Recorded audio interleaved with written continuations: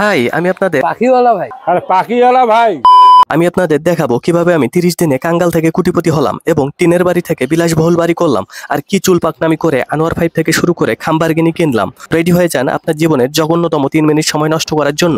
আমার বিলাসবহুল বাড়ির সামনে অনেকদিন থেকে এভাবেই শুয়ে রেখেছিলাম কিছু রাশিয়ান জাতের পেঁপে গাছ। বাড়িতে যেহেতু জায়গা নাই তাই কোথায় লাগাবো, কিন্তু বুদ্ধি করে আমাকে একটা ভালো জায়গা খুঁজতেই হবে। আপনার বুদ্ধি ভালো। তাই বাংলা ছবির ভিলেনের মতো আমি আমার রাশিয়ান পেঁপে গাছগুলোকে নিয়ে আমার বিলাসবহুল বাড়ির পিছনে গিয়ে দেখি লাগানোর মতো জায়গা নাই। এদিকে আমি জায়গা খুঁজতে খুঁজতে এবং পেঁপে গাছের প্রমোশন করতে করতে দেখতে পেলাম কিছু এলিয়েনের বাচ্চা দৌড়ে আসলো। এসেই তারা এলিয়েনগিরি শুরু করতে লাগলো। এদিকে আমি রাশিয়ান পেঁপে লাগাবো সেটা তাদের বুঝতে না দিয়ে মাটিতে গুপ্তধন খোঁজার ভং ধরি। আমি 2-3 ঘন্টা থেকে একই জায়গায় ঘুরতে লাগি আর এলিয়েন গুলাও উৎসাহ নিয়ে দেখতে থাকে। মাটি খুঁড়তে খুঁড়তে একটা সময় আমার পশ্চাৎ দেশে ব্যথা শুরু হয়ে যায়। তারপরেও এলিয়েন গুলো দেখতে থাকে। একটা সময় তাদের আশ্বাস দিলাম আমি গুপ্তধনের খুব কাছাকাছি এবং গুপ্তধনটা পেয়ে গেছি, এই দেখো গুপ্তধন বলেই তাদের দেখালাম। আর এটা দেখে তাদের মাথা হ্যাং হলো।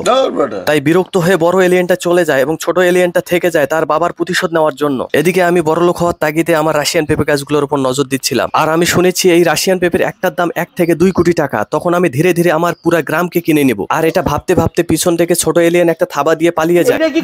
আর এদিকে আমিও তার পশ্চাৎ দেশে একটা কুত্তার গু দিয়ে ঢিল মারি। তারপর মঙ্গল গ্রহ থেকে স্পেশাল মাটি এনে গুঁড়ো করি, যা এই রাশিয়ান পেঁপে গাছের জন্য অত্যাবশ্যক। এটি ছাড়া পেঁপে গাছটা জন্মাবে না। আর আপনারা যারা যারা এই মঙ্গল গ্রহের মাটি পেতে চান তারা আমার নাসার নাম্বারে ইমেল করুন। আর এটা লাগানোর পর সাদিয়া দেখে বলল কি সুন্দর। এটাকে ভালো করে লাগানোর পর আমি আরেকটা গাছ হাতে নিয়ে আমার গুলশানে কেনা জমির দিকে হাঁটতে হাঁটতে যাই। সামনে যেতেই আমি দেখলাম আমার জমি চারদিকে মুতমুত ঘ্রাণ করছে, কারণ আমার এই দিকটায় বাংলা ছবির কিছু দুষ্ট লোক মুততে আসে। বলবো যাই হোক আমি তাদের মুতের গন্ধ উপভোগ করতে করতে আরেকটা জায়গা খুঁজে বের করি। এখানেও দেখলাম ভেজা স্যাঁতস্যাঁতে, কেউ হয়তো মুতে দিয়েছে। কিন্তু রাশিয়ান পেঁপে গাছের একটা সিক্রেট আপনাদের বলে দেই, যেখানে মুতের গন্ধ সেখানে কিন্তু পেঁপে গাছ ভালো জন্মায়। তাই আমি মূত্রগুলো রেখে মাটিগুলো বাইরে ফেলে দিচ্ছিলাম। আপনার বাড়ির পাশে যদি মূত্রযুক্ত জায়গা না থাকে সেক্ষেত্রে আপনি নিজেই মুতে দিয়ে 5 থেকে 7 দিন অপেক্ষা করুন। আমার খাল খোরা দেখে কিছু দুষ্ট পোলাপান এসে হাসাহাসি শুরু করে।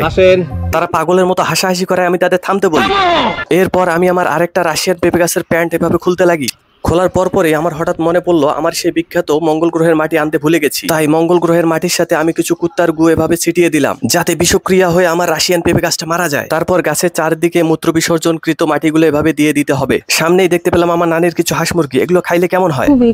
তার দুষ্ট মনে কষ্ট না দিয়ে আমি আমার রাশিয়ান পেঁপে গাছের দিকে নজর দেই, কারণ এই রাশিয়ান পেঁপে গাছগুলাই একবার যখন পেঁপে ধরবে তখন নানির হাঁস মুরগি কেন নানিকে সহ কিনে নিব। আর এই গাছে দ্রুত ফল ধরাতে চাইলে আপনারা গাছের গোড়ায় প্রতিদিন ফুটন্ত গরম পানি দিবেন। তাতে করে দেখতে পাবেন যে গাছে দ্রুত গোড়া থেকে ফল ধরবে। আর গাছ লাগানোর পর আপনারা কোনো রকম বেড়া দিবেন না, যাতে ছাগল এসে প্রতিদিন চুমু খায়। এই রাশিয়ান পেঁপে গাছ লাগানোর একটা সুবিধা হলো একবার লাগালে আপনার বাপ দাদা 14 গোষ্ঠী বসে খাবে। আর একটা বিষয় তো মাথায় রাখতে হবে, এই ভিডিও দেখে যে লাইক কমেন্ট শেয়ার করবে না তার কোনোদিনও বিয়ে হবে না। ভিডিওটি দেখার জন্য সবাইকে পরে ভিডিওতে আমি আপনাদের দেখাবো কিভাবে পাখি পুষে বড়লোক হবেন। তো সবাইকে ধন্যবাদ।